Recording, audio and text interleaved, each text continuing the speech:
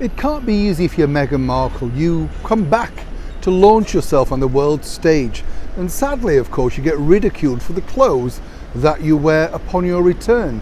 And a little like Norma Desmond, someone comes forward and steals your limelight. But who is it, and why has this allegedly upset Meghan Markle so much? Hi, good morning, Neil Sean here in the heart of London. Hope you're keeping well, and that is one of the big stories coming out of London today. We have many, of course, so do stay tuned to the channel. There's lots more to choose from, and so many great stories coming up over the next few days. Basically, I can't keep up, so I do hope that you will join me for all of the stories that are coming literally out of London for you exclusively today. But of course, as ever, it's back to your big royal story from London. Now, one of the big problems that you have if you are Meghan Markle, of course, is you decided to make a return to the world stage with that thing called Global Citizen. Still confused about that, don't know about you, not quite sure what it was about, what they hoped to achieve, but you know, nonetheless, they kind of got an audience and got people talking about them while making lots of money. Not quite sure for who though. But all eyes were on Meghan as she returned to the great city of New York. Now, New York at this time of year is normally starting to get a little bit like London, you know, autumnal, chilly.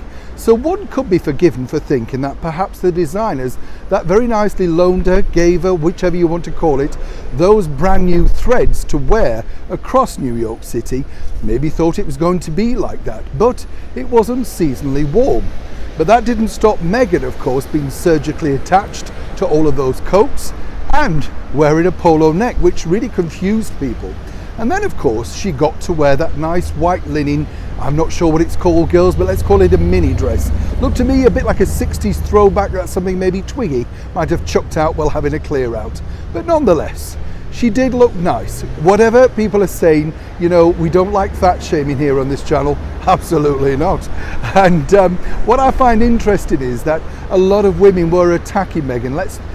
Let's not forget, this lady has given birth to her second child. Not easy to shift the weight. And then, of course, the world is looking at you basically claiming that you're fat and frumpy. Not very nice.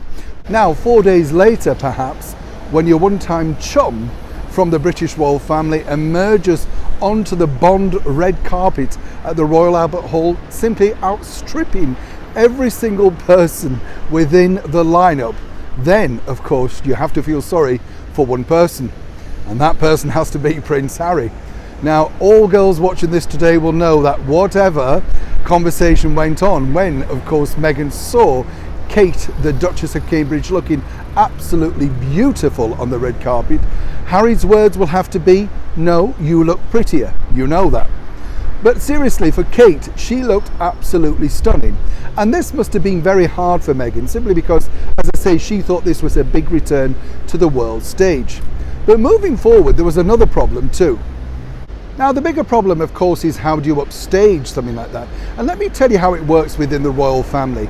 I know people say, oh, there's no competition. That's not true. There is competition. And Kate proved that really on Tuesday night, because really all eyes should have been on all the ladies, the stars of Bond, including some of my all-time favourites, including one-time Bond girl, Britt Ekland herself, who looks simply stunning to me at 78 years. I think she still looks wonderful. I don't know about you.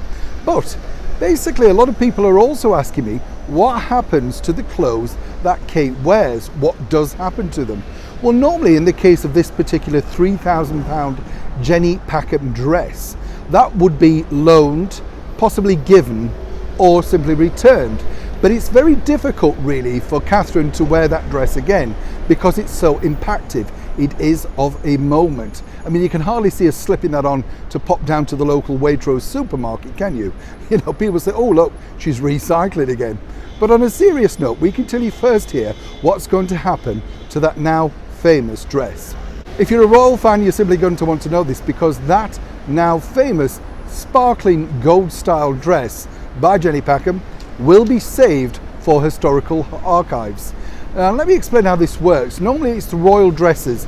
People decide which dress that someone wore at a major event like Her Majesty the Queen, Princess Anne, Camilla, you name it. They decide, and they are for exhibitions, and they're kept in storage, normally at one of the historic royal palaces. And then what happens is they get put out, as we saw quite a few years ago with some of the magical outfits that Her Majesty the Queen wore on various tours around the world quite a few years ago.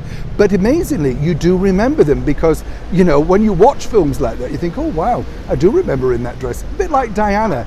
Every outfit you seem to know because she was photographed so much around the world.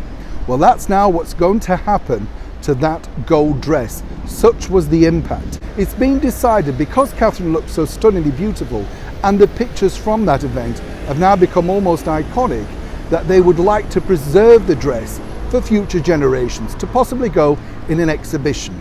Now, when Catherine becomes Queen, I'm surmising that this will be one of the dresses that they will pull out for said exhibition. As for Meghan Markle, it's very difficult. As I say, I'm not here for cattiness, but it must be very hard for her to now see what she possibly thought was Catherine, a shy retiring wallflower, emerging as a power-dressing, killer-heeled, almost like Bond girl, simply ripping up the red carpet in the very heart of London. Neil Sean, Parliament, London.